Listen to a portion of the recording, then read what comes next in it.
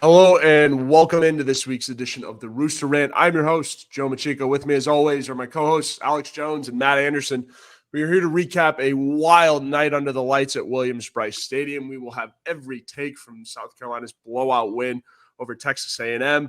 Did South Carolina's offense do enough to put the doubters to bed? How did the defense step up when it mattered the most? All that after a word from our sponsor.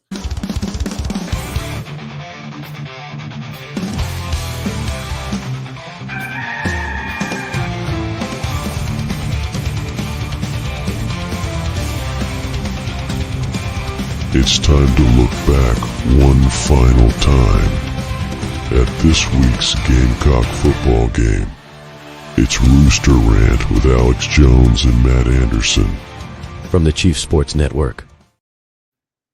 Yes, indeed, it is the Rooster Rant coming at you live Sunday, November 3rd. Guys, wild night at Williams-Brice Stadium last night, South Carolina beating the doors off of Texas A&M. Alex, you were there. Matt, I believe you were there as well. What were your initial reactions to the night under the lights? Alex, go ahead, man. Tell us. I mean, there's so much that was just unexpected in that game. I mean, you had South Carolina running the ball like crazy. I mean, and not only run the ball crazy, but against the number one SEC rushing defense. I mean, that was completely unexpected, and credit to South Carolina for finding ways to run the ball, and then just the environment. I think we knew it was going to be crazy and loud in Williams-Brice Stadium, and I mean, credit to the fans. It was top notch. Like, it was incredible in there. And I know, Matt, you were there and kind of more not in the press box, so you could kind of get a better feel for that environment. But it looked incredible. Yeah, so I always sit in section 1. That's where I've sat for years, and right by the student section in the top of the north. Right to the right of the student section. And I mean, 25 minutes before the game, they were playing Hootie. And it was crazy. I mean, it was an electric atmosphere. I actually recorded it because I wanted to have that memory. It was one of those nights that kind of felt like the Gamecocks night. Didn't know how it was going to happen. Obviously Texas A&M, very, very talented team. Definitely deserved their number 10 ranking coming into the game. And the way that South Carolina started that game was something that I know Joe wants to talk about here in a minute, but the way they started it, South Carolina has done this numerous times under the Shane Beamer era, and it was very nice to see them come out with a win after starting so hot and just, finishing the job. Yeah, absolutely. That atmosphere was insane. My family was able to make it down for the first Carolina game. So credit to Justin King and everything that goes on behind the scenes, getting that atmosphere ready. I think my mom was in tears in the fourth quarter at some point watching one of those welcome home videos. So really special stuff. The atmosphere was electric. Again, competing for the best in college football, and certainly was the edge. And helped out a lot against the Aggies. But as Matt mentioned, the crowd being electric certainly fueled the quick offensive start for Lenore Sellers and this offense, guys. Yeah, it was a moment where I kind of felt like when South Carolina was not able to defer to the second half to start the game, Texas A&M, won the coin toss. And I thought that Shane might have deferred, but it might have worked out even better with that atmosphere, the way the first drive went. It was a textbook drive, and Lenore showed us on the very first drive of the game what he was capable of, and he did it the rest of the game, just eluding tacklers in the backfield, running forward. I mean, it was just something that kind of set the tone, and to get up 7-0 and actually burn some clock. That was one of the things that the Gamecocks have done recently. Just having big plays, and it's a 1.5-minute drive, a 2-minute drive, and the Gamecocks are up 7-0. I mean, Alex, correct me if I'm wrong, and Joe, you too, but I think that Texas A&M got the ball back with a shade under 11 minutes to go in the first quarter, and the Gamecocks up 7-0. Yeah, I think that's kind of where they took over at that point. And so, I mean, it's huge from this offense. Absolutely huge statement. Being able to do it early. I think, Matt, a big part of it was the run game. You got it going early. Lenore's got confident really, really early. Broke off a couple big ones. And then obviously the touchdown run, on the keeper was humongous. I don't know if A&M, I mean, they were ready for a mobile quarterback, but I don't know if they were ready for that mobile of a quarterback. And we'll talk about it a little bit later, but Mike Elko said in his post-game comments that he didn't do a good enough job of teaching his players how to tackle a 6'3", 240-pound quarterback. Trying to tackle him high, you got to tackle him low. Lenoris proved what, and I want to give JC Sherbert a lot of credit on this. He said it on the Big Spur in an article that maybe this was the game Lenoris was going to show that he is ready for this and he has the opportunity to be a big-time quarterback. And he did it. Talk about the first part of the game up 7-0, and then I believe A&M went for it on fourth down. Their first possession, did not get it. It was just an electric environment at Williams-Brice, and it's what makes Williams-Brice literally one of the top 5 nighttime atmospheres in college football. And last night, I would put it up against anybody in the entire country. Yeah, if not the best nighttime atmosphere in the country. Alex, did you have something on Lenoris in the run game? Yeah, I mean, it was extremely impressive. I mean, I thought one thing that they did really well that was interesting was they, stuck with some of the things that were working, especially that one kind of play where they kind of pinned and pulled some of those linemen, and the first play that they scored on, South Carolina did with that play, and they ran it all night, and really a lot of times Texas A&M didn't have an answer for it. So, I mean, I think that and with the run game with Rocket Sanders and Oscar Attaway really kind of helped open up the passing game and really let that offense kind of flourish last night. And I think too, Joe, like if you can follow me on this. So yeah, A&M, I just looked it up. They definitely went out 4 plays, 9 yards, turned the ball over on downs. And then 2 plays later, South Carolina was in the end zone again, 14-0. I'm curious if either of you kind of had that feeling of, okay, Gamecocks are up 14-0 early in the game. This is a really good team they're playing against. And look, every SEC team is pretty daggum good, whether they're ranked number 10 in the country or, not ranked number 10. But I had that feeling in my head of, okay, Gamecocks, it's time to finish the job and seal the deal. And I wonder if you guys had that feeling in your head as well, if you thought the Gamecocks were going to run away with it, or if you thought this was still going to be a 4-quarter ball game at that point. Yeah, I thought one thing when they went up 14-0, you started to wonder, okay, this feels like LSU again. Can they, not allow Texas A&M to get back into it? And, they did let Texas A&M get back into it and go up 17-14 or go up by 3. And, I think at that point you started to wonder, like, okay, is, the stadium, is it going to start losing some momentum here? But I thought it was key to get that drive going and get that score tied up at 20-20 at halftime, because, at that point, I think that gave South Carolina some confidence. And, I think they would have been confident going into halftime anyway, but getting that and making it a 0-0 game really again, I think that allowed them to go into halftime, reset, and kind of just come out there and do what they did. Yeah. Alex, I love that.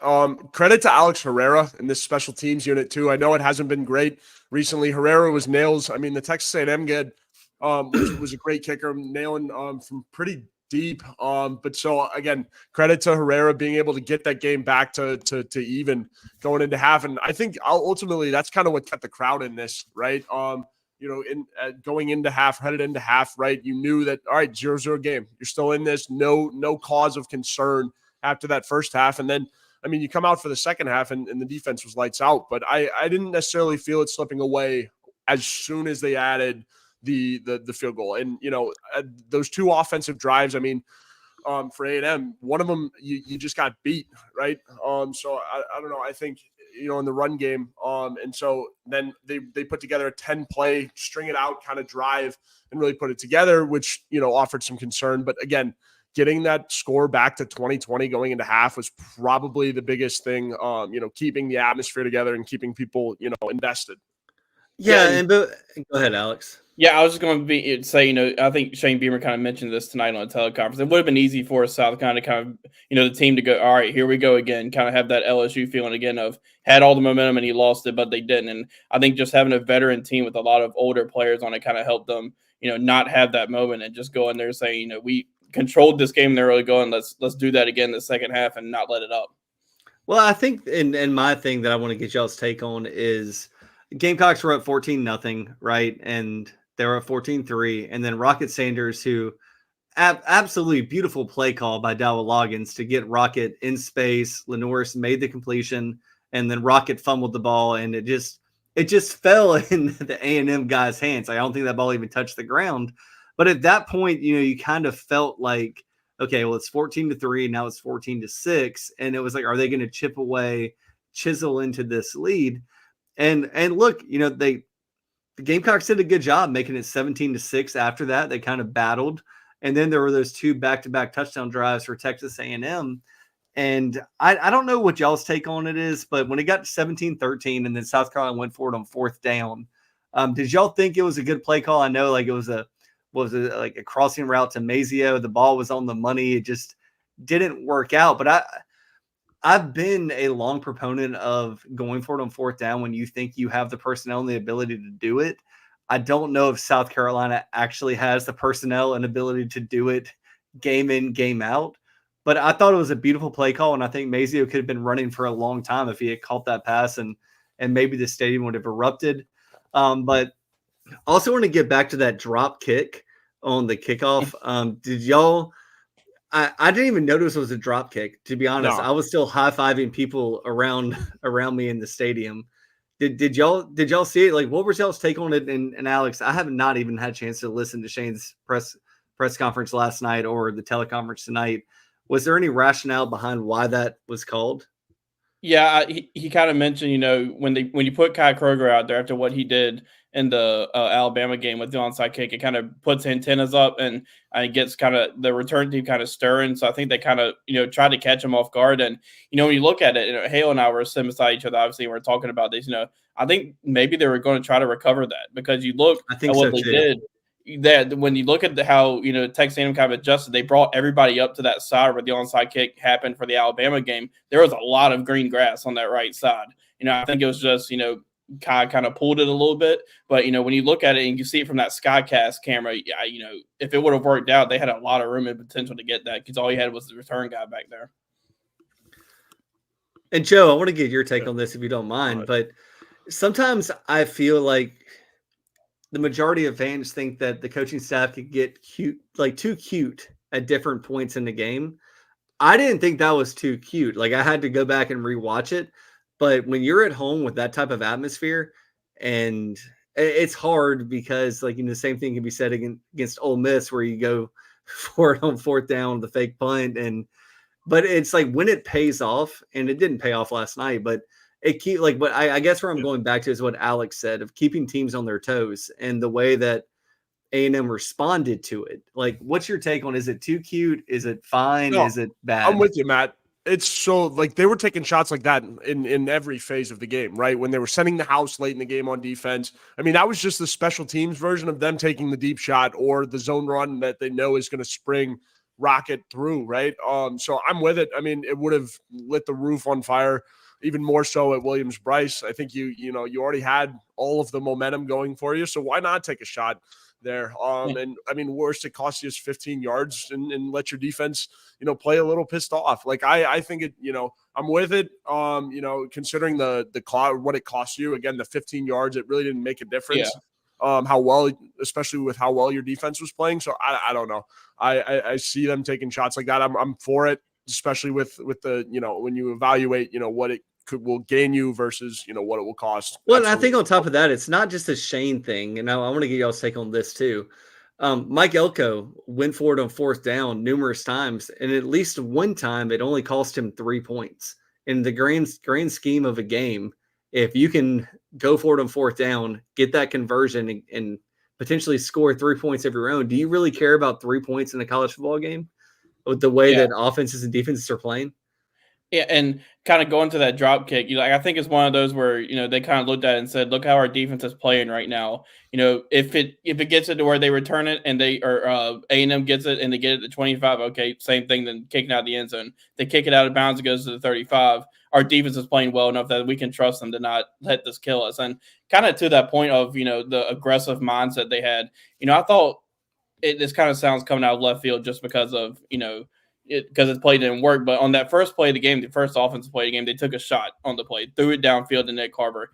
From a mental standpoint, I think that kind of just set the tone of aggression in that game. And obviously the play didn't work, but it showed that they were going to go all out in this game and really open up the playbook instead of, just run, because it seems like they always kind of get those early runs in, but they took the shot downfield, and it just seemed like they had an aggressive mindset the whole night. Yeah, and I think that, just talk about, like, let's put a bow on the first half if we can. Up 14-0, you get down 20-17. You have that last minute and 45-second drive, and I can just tell you guys, like, I actually watched that from the concourse because I really had to use the bathroom. And like in the bathroom, people were saying, "Same old Carolina. What are we doing? We're down 2017. This game is over." And I'm not really talking to people in the bathroom. I'm doing my business, but I just hear it. And like you hear things in the bathroom at Williams Brice, if you guys have ever been. And then I'm standing in line getting a Pepsi and a nachos for the second half. And we're all watching that last drive of the first half. And then all of a sudden everyone's yelling, new ball game, 0-0, 0-0. And that changed the momentum of the game. I firmly believe if the Gamecocks had not got that field goal to make it 20-20 at the end of the first half, it would have been a dead-er start of the second half as far as the fans were concerned. Well, I mean, that was everything the fans needed. Well, kind of I guess maybe an overshadowed play in this is you had the fumble that Texas A&M recovered late on that drive. And I mean, at that point, that's a momentum changer right there because Texas A&M is going to get more points at halftime, but you get the holding penalty in the secondary that, negated that fumble. So I thought that was a huge momentum shift for South Carolina to get that penalty when there weren't many flags thrown last night, especially holding wise. But, that was a huge spot in that game. Yeah. Before we go to break, Craig, it might not have been a Pepsi. Yeah, the flag was a bailout flag in my mind. They missed a very obvious face mask a couple plays before. You can call holding on whatever play you want. So yeah. I don't know. I was thinking the same thing. I mean, there were a couple instances where, we might have had a whole nother Texas situation on our hands again. But we got to go to break real quick. We'll get the second half or the rest of the second half thoughts and some concluding thoughts on Texas A&M right after this break.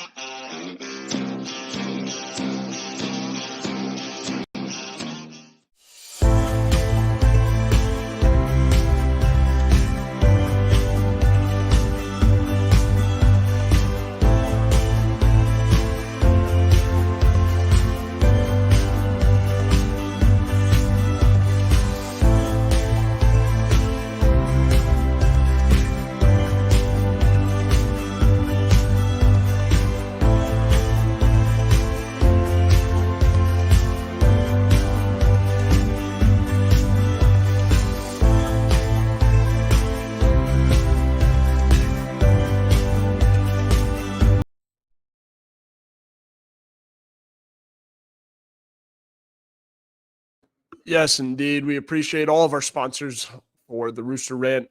Back to it, guys. Second half, defense shuts out Texas A&M. They stood on their heads, plain and simple, and were able to make do for some errors in that first half. What are your initial takeaways from that second half, boys?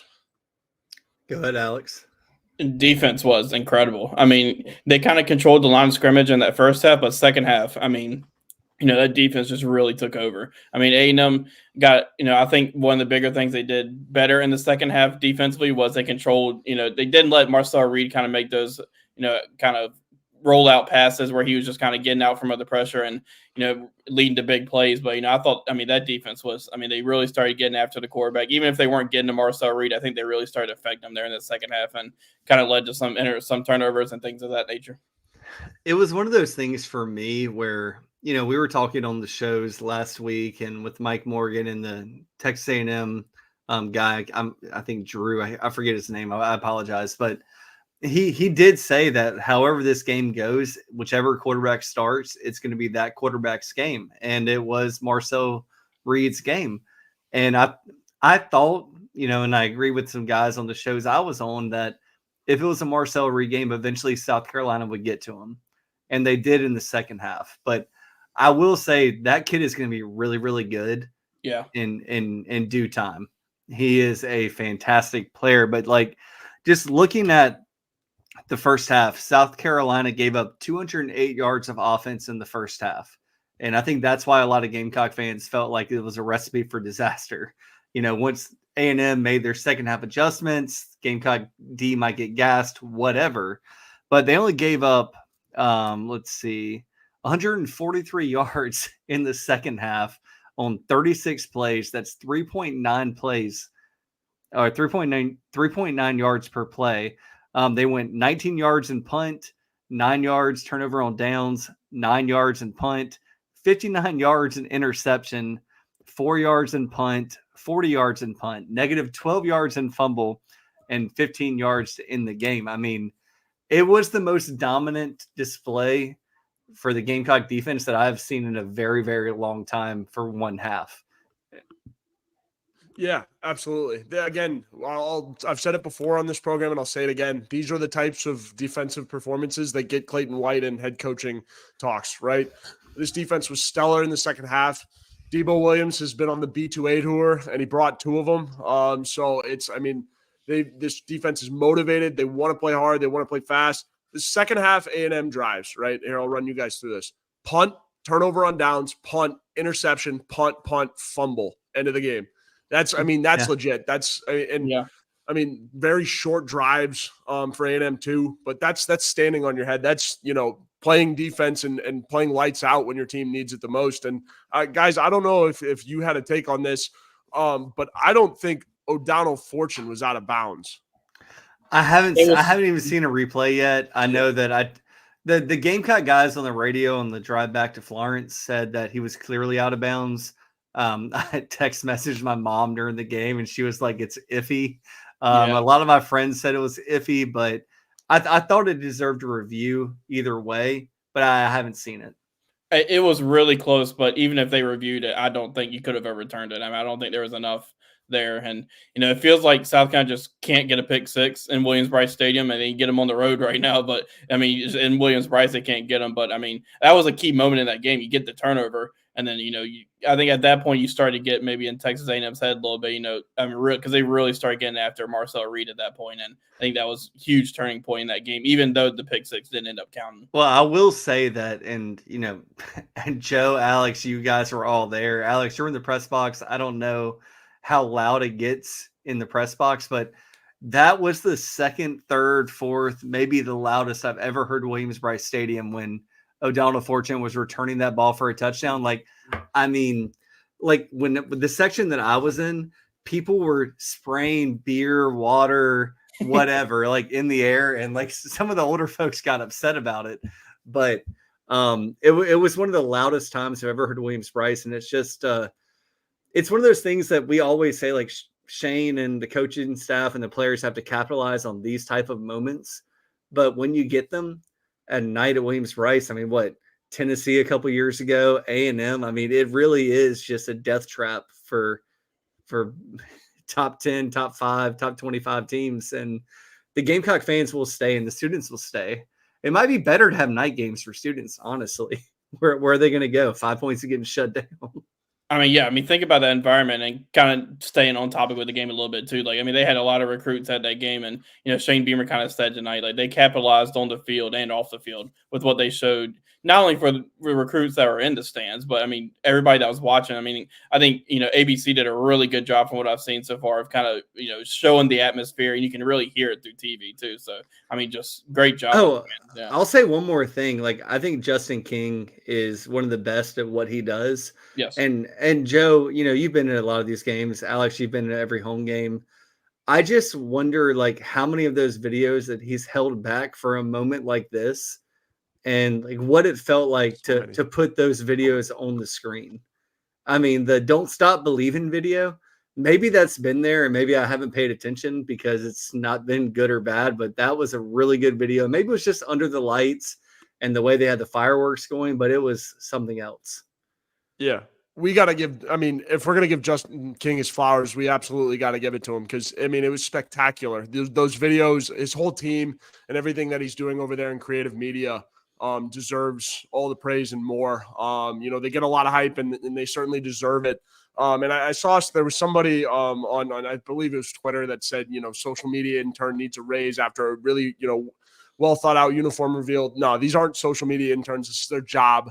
And Justin King is really, really, really, really good at it. That was one of the best stadium atmospheres you can get in college football nowadays. So credit to Justin King and all the work that his team is doing over there. And one last thing I'll say on that, Joe, is I was sitting with a brother. He played college basketball, and we noticed multiple times, on the big screen, that A&M players were staring not at their coach but watching the big screen.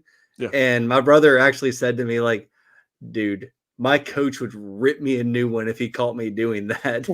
And but you couldn't help it. It was so awesome. Well, you can look at you look at Twitter and social media and see all the national people who were talking about the environment too. And I mean, it was really the talk of Saturday night, along with the win. I saw A&M players talking about how it was the best atmosphere that they've played in, and they play at Kyle Field, right? The home of the 12th man. So pretty good stuff. Again, hats off to Justin King and all the work that his team is doing. Eichel Davis just got hired, making his way home, in Columbia. So yeah, huge atmosphere, and certainly giving credit where credit's due. Do you guys think that Shane, with the final end of the game, getting up 44-20, I thought he might actually kneel the ball, but I'm glad that he actually went for it and got Rocket Sanders some more stats. And look, you only have one of these moments. Hopefully there's many more, but to this point in his career, it was Tennessee and it's been this. And I think you always have to put the exclamation point on a game like that. And I also don't think you wanted to stop the offense's momentum. Even at that point in the game, you knew the game was over, but I think that just kind of helps build for the rest of the season. You just let them go. You just didn't want to stop their momentum. I will tell you guys too that Josh Simon, it wasn't a touchdown catch, but it was that long run, catch and run he had 6 minutes left in the game. He was chirping at the A&M player, and my brother looked at me and was like, dude, that's kind of sicko that you don't want to play against, because he just invites contact and wants the contact. And he was like, that dude, that's why nobody wants to tackle him, because he's just mean like that. Matt, I'll say this, that was the attitude of everybody last night. I mean, when Lenoris was lowering the shoulder, I saw A&M people saying that should be targeting. That's ridiculous. He didn't lower his head at all for that first down. But yeah, it was the attitude of everybody. Come get us. We're right here. And we're giving it to you. So absolutely. Well, Joe, there's a scene from On the Replacements, the movie with Keanu Reeves a while ago, and he flips somebody. He was like, ref, that's unsportsmanlike conduct. No, it's Remember the Titans when the Sunshine, the Gamecock, flips the defensive end. He's like, unsportsmanlike contact on the quarterback? Yeah. Are you kidding me? Yeah, but what the heck's the quarterback supposed to do? Yeah, 100%. Well, guys, we are bringing this program to a close. We got some final thoughts on the way out. What do you guys have from this week, and then also looking ahead to next week? Yeah, I mean, just when you look at it, I think you looked at before the A&M game, you kind of looked and said, South Carolina can find a way to win this game. They could have a really special end to the season. And, I think it's still right there. Obviously, it's still right there. You showed, offense can continue to do what it's doing. Defense, I think we know we're going to get from them, every game. I think it's just one of those where, you look at the schedule, Vanderbilt's not going to be an easy game. Yes, Vanderbilt's a really good team. They really improved, but, you go to Vanderbilt, you got Missouri, Wofford, and Clemson, I think, when you look at that, I think it's manageable. And, I think every one of those games you can win. So my final thought is the Gamecocks, barring something crazy, are going to a bowl game. And that is a very big deal for a program that does not have a whole lot of bowl games in their trophy case. But no, I think that every game is in front of them at this point. And you go to Vanderbilt, and then you have Missouri, then you have Wofford, then you have Clemson. And my final thought is I don't think that Saturday could have gone better for a Gamecock fan, with the Gamecocks getting a top 10 win in Williams-Brice and Clemson falling to Louisville in a game that was not as competitive as the final score looked. And I think all Gamecock fans celebrate those types of Saturdays, but just a lot to be excited about going forward. Yeah, plenty to be excited about. Obviously, it's a huge win. Gives you all of the momentum going down the rest of the stretch. Obviously, as Alex said, going to Vanderbilt next weekend. So need to, take this momentum into next week. Can't come out flat against Vandy, but I think that, they'll harness some momentum and get the job done up there in Nashville. But guys, we'll be here to recap it as we always are, next week, next Sunday, 7 o'clock, as per usual. You guys will see Matt and Alex in your weekly Tuesday show. You will see me Wednesday night, and then we get to do it all over again next week. So appreciate everyone tuning in tonight, and enjoy the rest of your week. Have a good one, everybody. Go Cox.